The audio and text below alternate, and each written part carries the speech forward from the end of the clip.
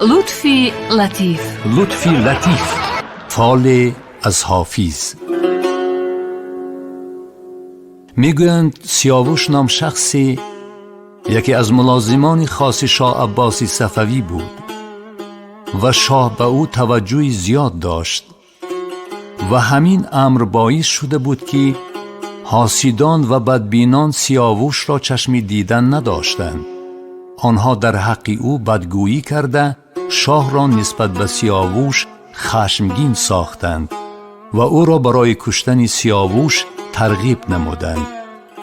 شاه عباس که به مطالعه دیوان حافظ و خواندن اشعار او شوقی تمام داشت، دستور داد تا دیوان حافظ را آوردند و درباره سرنوشت خدمتگار خاصش یعنی سیاوش از حافظ فال گرفت و غزلی آمد که یک بیتش این است: شهی ترکان سخنی مدعیان می شنود، شرمی از مظلمه خون سیاوش بادش.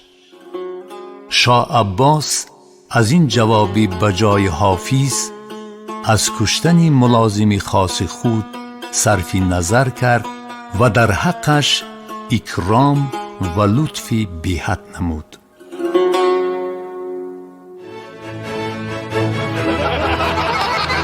دوستان همراه، بخش لطفی لطیف را شنیدید. همیشه خوشحال و خوشگوی و خوش‌طبع باشید.